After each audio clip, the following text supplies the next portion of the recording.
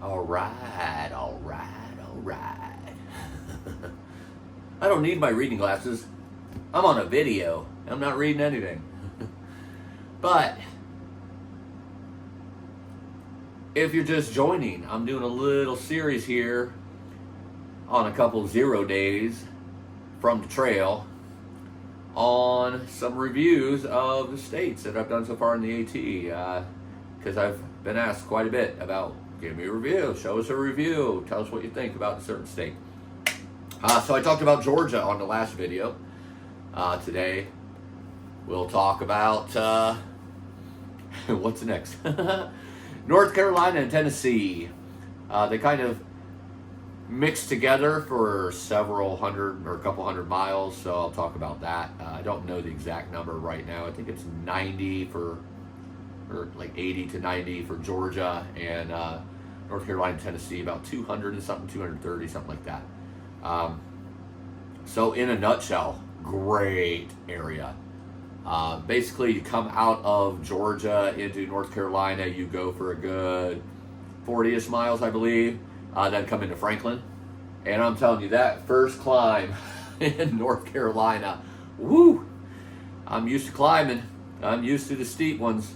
That's a steep one, right after the infamous tree that has all kinds of weird branches going every which direction, just kind of in the middle of the trail. After that, you start climbing up that first mountain, and you realize my cardio's not quite maybe where it needs to be. Oh, it'll get there. Trust me, it'll get there.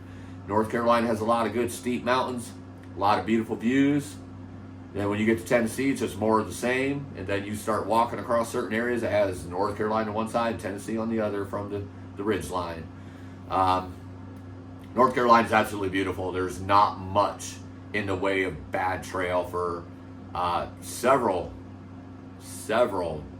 I don't know, 50, 60 miles from what I remember.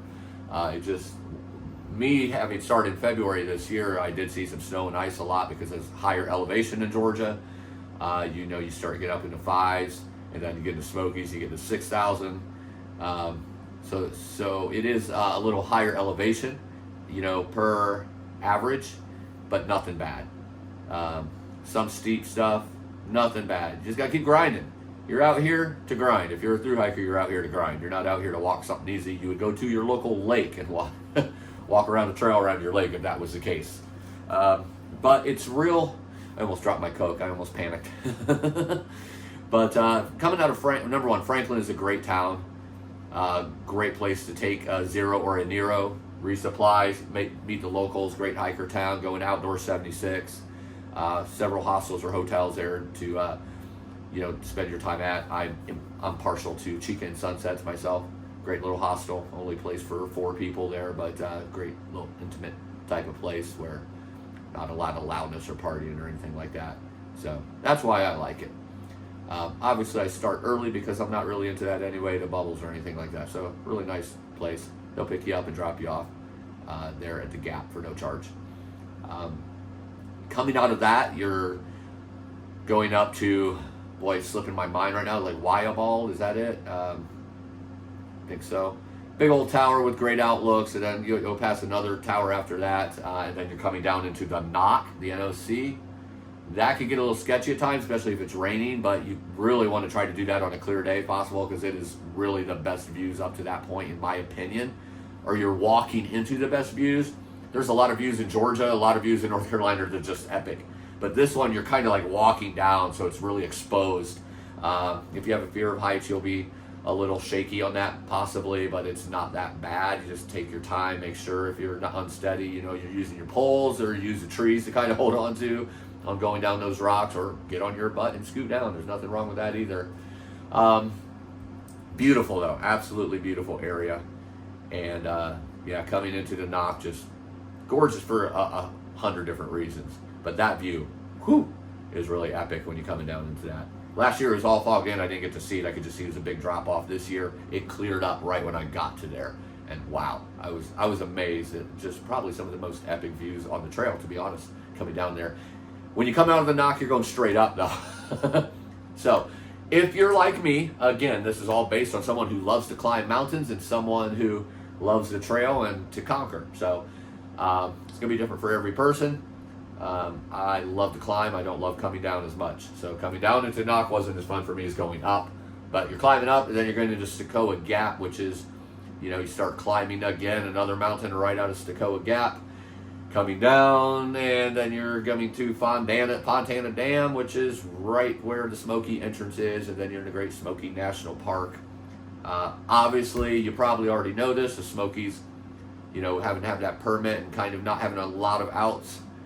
You really want to make sure you're ready, make sure you have that food, make sure you have all the right equipment for the weather to be able to change immediately, the gear, I should say, not equipment.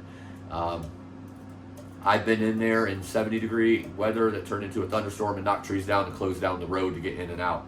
I've been in there when it was ice from one end of Klingman's Dome to the next gap. Right now, I can't remember the name of the gap. Newfound Gap. I don't know why I always want to call that Needmore Gap. I don't know why. I don't know how that even got in my head, but that is sketchy, to say the least, when it's all ice. This year, I did 29 miles in my second day in the Smokies, and it started off rainy, got sunny, warmer. The ice was melted in some areas, and then not in others. Obviously, the higher elevation and the sides of the mountain, it doesn't see the sun as much.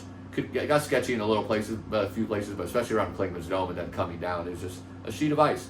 But 29 miles to get me to a sunset on Klingman's Dome, which I'm telling you now was epic. So if you haven't seen that video, check it out. But coming down, snow kind of started going away. We came to, boy, as you can see, I do this all real on and authentic. I don't do notes, I don't do research, I do this on memory. So sometimes I'm gonna forget the names. But coming down to Davenport Gap into Max Patch, one of the most epic views I ever seen. It was icy, cold, like 5 degrees at night for one night. Stopped snowing just as I got to Max Patch in the morning at 7 o'clock. My fingers felt like they were going to fall off. It was so cold, but man, oh man. Blue skies, bluish ice, white ice, the different colors of the mountains. It wasn't all covered in snow. It was epic. Again, check that video out too. It was just absolutely epic with the sunrise happening. Came down off that and into Hot Springs, and really didn't see any snow for quite some time. Seen a little patches after that. That's about it. But up to that point, you have a lot of 5,000 and 6,000 footers. Absolutely stunning views everywhere. The trail, once again, is in really good condition. You don't have a lot of rocks or bouldering, but you do have some. Again, nothing like what you'll have up north, or even when you get into Pennsylvania, which is north, obviously, but not the north I was talking about. It's just a great place. The towns in North Carolina and Tennessee are awesome. Franklin, NOC is cool. Stokoa Gap, Fontana Dam doesn't have a whole lot of options, but they got enough to get you by. And then obviously coming down to Gatlinburg, if you're into that type of thing. I'm not really a tourist guy, so I don't really want to go to Gatlinburg when I can help it, because there are crowds there. If you get there during the week and out of season, though, you can get really good rates on the rooms, like almost hostel price, 40 or 50 bucks. Coming out of there, you have the hostel Davenport Gap, but Hot Springs is a great town. Irwin, Tennessee, kind of the next big town, is a great town. Irwin's another fun one. You have 3 or 4 gaps around Irwin that you can actually get off and go to Irwin, get a shuttle, and then come back. So for, 50, 60 miles, I believe, you're kind of just wrapping around Irwin. So at any one of those points, you can get off and go into town. So that comes in really convenient, with weather or whatnot, or just need rest. You can still keep hiking and just stay in town, if need to be, or go back into town for a second day, or however you want to handle that. But it's definitely a great place. Another hiker town is just awesome. And then when you come out of there, so first off, you have the Big Bald there, you have Little Bald, absolutely epic views, very windy, but the Big Bald has some mud like I haven't really seen anywhere else. It's just like oil slicked or something, man. It's hard to keep, especially after a snow melt or ice melt. It's really hard to stand on your feet, but great area. Come out of that and you're going up Beauty Spot, and then you're coming to Unaka Mountain, then Iron Mountain, and then you're in the Roan Highlands. The Smokies and the Roan Highlands both are very unpredictable. That's what you need to know about those. They will knock your socks off with views, especially the Roan Highlands. Wow, Roan Highlands is absolutely awesome, because 5 of those 6 summits are I guess you could look at that as 6 out of 8 summits, right before Roan. I did 9 in one day this year through that area, but obviously some of that was before I actually was in Roan. But most of those are wide open views, they're balds. So very windy, can get very cold, very muddy, very icy, because you're up to 6,000 and just shy of 6,000 through all of those. It's the only other real area besides the Smokies where you're hitting 6,000 until north, Mount Washington. So absolutely beautiful area. Roan is one of my favorites, actually. And you come down off of that. Let's stick a little more time on Roan. Last year I hit it during a blizzard. Had to go 29 miles through a blizzard. 50 mile per hour winds, about 20 below zero wind chill. It wasn't fun. This year was the exact opposite. I got 2 days of epicness. Nice warm temps. I still had to go through ice, but melting ice, so it was slushy. You could get traction most of the time, but was able to get through 9, that first day. Second day only had the hump and little hump mountains left before going down to 19E, which is the road coming down to a couple hostels down there. But Roan Highlands is just absolutely gorgeous, whether it's winter wonderland or wide open. Through those balds, you can see North Carolina to one side, you can see Tennessee to the other. You can actually see Mount Mitchell, which is the highest mountain east of the Mississippi. You can actually see that from there. It's really cool to be able to see that far away. Just beautiful views, I'm telling you. Roan Highlands is one of my favorites for sure. Smokies was nice. Real icy, like I said, this year. I grew up going to the Smokies every year, so it's not as new and fresh as like the Roan Highlands. But man, it's just epic views all the way through there. It's like every day, some breathtaking views. Again, people that say there's no views on the AT are not paying attention, because it's not just the mountains in the background. It's not just the valleys. It is the forest, the trees, the animals, the river crossings, the bridges. So much beauty everywhere. Open your eyes, let it come in. Anyway, back after the Roan Highlands, you go to 19E through Roan Mountain, the town. You kind of come up, go up and down a little bit for the next 20, 30 miles, and then you're coming to another hostel, which is Boots Off. And again, just beautiful, beautiful stuff. And yeah, talking, like I said, 230, 240 miles here of just nonstop beauty. And then you're basically ridgelining all the way to Damascus, Virginia, which is where the Trail Days each year is held. And it's the first town to come to in the state of Virginia. But in a nutshell, North Carolina and Tennessee, definitely one of the tops for me. Just nonstop beauty, high altitude. Well, for the East Coast here. Just beautiful, majestic views. Beautiful fire towers. A lot of summit opportunities. A lot of opportunities to put things in the bag. And it's just a great place. Great towns, great people, southern hospitality, great southern food, southern cooking.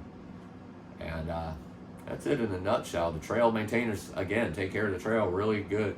I would say the worst trail in North Carolina and Tennessee is in the Smokies, because that is just straight up a ditch sometimes on the trail, especially when it's wet and water's flowing like a river down. You're just walking through that. That could be kind of tough, mentally and just feeling wet all the time. But I guess when the Smokies are the worst part of the trail, you're in a good place, because the Smokies trail is pretty awesome too. And the views are awesome, and the epicness of just being in the Smokies is awesome. I would definitely go there if you haven't been there. Look forward to it if you're getting ready to Thru-Hike, because that is one area you want to keep your eyes open and just let it all come in right here to the heart. It's a beautiful, beautiful area. Just take your time, because there's some elevation involved and there's some climbing involved. But those climbs have a purpose at the end. You're climbing with a purpose, with a great view. All right, thanks for watching this review. Next is one of my favorites, the state of Virginia. See you there. Live live.